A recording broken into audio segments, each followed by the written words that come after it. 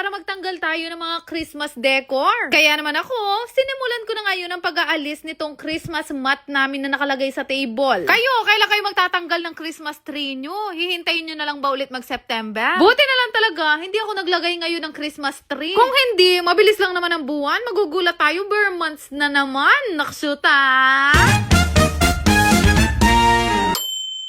Ganap nga. Oh, ilang araw akong di nag-upload. Tinigiyawat na ako sa katamaran kong mag-edit. Buti na lang talaga, mahusay itong ginagamit ko. Ito nga yung Beauty Lab soap na gamit ko din sa rejuvenating set nila. Pero dahil tapos na ako mag-rejuve, sabon na lang ang ginagamit ko at saka yung mismong sunscreen. Di na ako nagto-toner. Yun yung ginagawa kong pang maintenance ngayon sa skin ko kapag ayoko magbakbak. Itong sunscreen na nasa tab na ginagamit ko ngayon, ito din yung sunscreen na malaki na araw-araw kong pinapakita sa inyo. Grabe, ilang araw ako na mahinga. At ilang araw din natahimik ang inyong mundo dahil wala kayo naririnig ng naksyuta.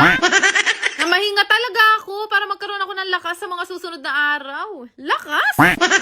Charis lang. Sa totoo lang, tinry ko lang mag-social media detox. Ha?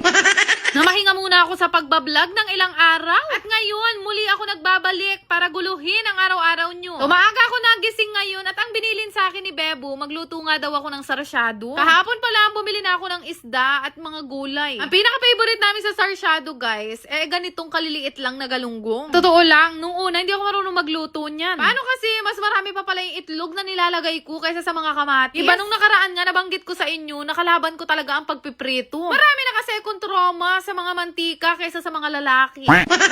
Kuha ako ng mga bakbak lupa at mga lapnos ang kilay. Nung matapos nga ako magluto, kumuha na agad ako nitong Shepu Apo Juice. Ito yung kanilang new and improved na meron ng kasamang prebiotics at probiotics. Grabe yung ingredients ngayon ng Shepu Apo. Maganda na noon, pinaganda pa ngayon. Mababa din talaga yung calories nito at yan talaga ang susi sa pagpayat ko. Malaki kasi talagang natulong niya para hindi ako palaging gutom at konti lang talaga yung nakakain ko sa buong araw. Sabi ko nga sa inyo, pag uminom ako niyan sa umaga, hanggang buong maghapon, hindi na ako nagugutom. Bukod nga doon, may collagen na din na ingredients yan. Kaya kapag pumayat kayo, fresh pa din. So ngayong araw, wala naman kami masyadong errand. Maghapon lang din naman ako nasa bahay at naghihintay ng grasya. Di ba nagpaluto sa akin si Bebo? O umalis siya, nagpunta siya doon sa renovate na samjihan namin sa Plaridel. Pero anyway, pagkatapos nga namin kumain, kinahaponan, dumating na nga itong si Carl para i-groom naman yung mga alaga namin. Nagmakalunos na nga ako sa kanya, napuntahan niya yung mga alaga ko dahil gunot na talaga sila. Hindi ko alam bakit yung mga nag-groom, napapasunod nila yung mga aso pagka ako. Paliligo pa lang, talaga naman nag-aaway na kami. Wala naman din akong ibang trusted na groomer kung hindi itong si Carl. Basta lahat ng mga poor babies namin, sa kanya namin pinapagupit. May mga groomer kasi na kapag pinagupit mo, ay Diyos ko, hindi mo na makikilala yung alaga mo pagkatapos. After nga nun, dumiretso lang kami sandali dito sa court dahil may laban nga ang Team Menjo Korean House. Pati pa mo ako nakipunta-punta dito. Mga bataan kasi yan ni Bebo na talagang sinuportahan niya. Dikdikan at putputan nga ang laban. Para bang nanonood ka lang ng San Miguel at Hinebra. Sabi ko nga dito kay Badjay, sikan mulob mag-Gatorade, hindi ka pa nakakados. Aliw na aliw ako manood ng liga, lalo na kapag nagkakainitan na sila. Diyos ko, pati si Bebo nakikiinit ang ulo. Talaga namang hinahatak ko ang damit. Ay, Diyos ko, muikit abugbog aberna ko. At dahil nga ilang araw ako na mahinga sa pagbablog, nakalimutan ko kung sino yung nanalo sa laban na to. Naksyuta?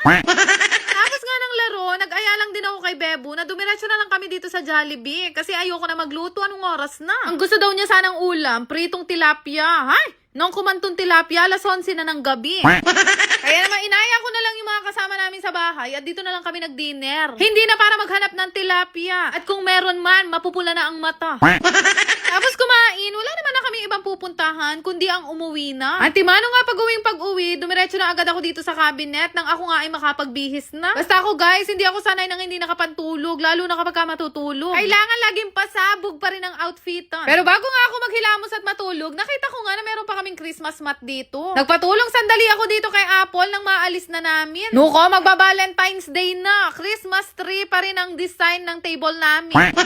Nilinis ko lang sandali itong table na to dahil nga matagal nga na-imbak dyan yung mat. At pagkatapos nun, tumambay lang ako sandali dito sa pinaka-table. Last year, napakarami namin naging alaga. May nadagdag na 5 pusa at meron nadagdag na isa pang aso. Mga nanghihingi nga ng update kay Lily, ito na si Lily ngayon guys. Mag-6 na taon na siya sa amin ni Bebu. At syempre, ito naman yung pinakamatanda kong aso. Itim lang yan, pero sobrang lambing niyan. Naksyutan.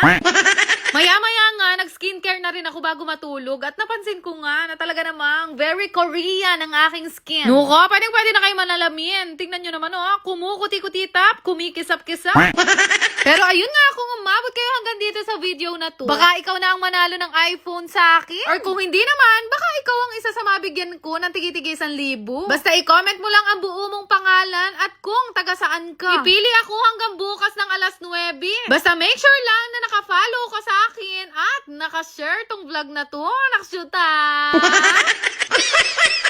Yan naman! Salamat! New Year na, kaya kailangan new na din ang cellphone mo. Ito ay libre lang sa mga lagi naka-follow at nagsishare ng mga videos ko. Pero paano nga ba ang manalo? I-check mo lang dyan sa comment section.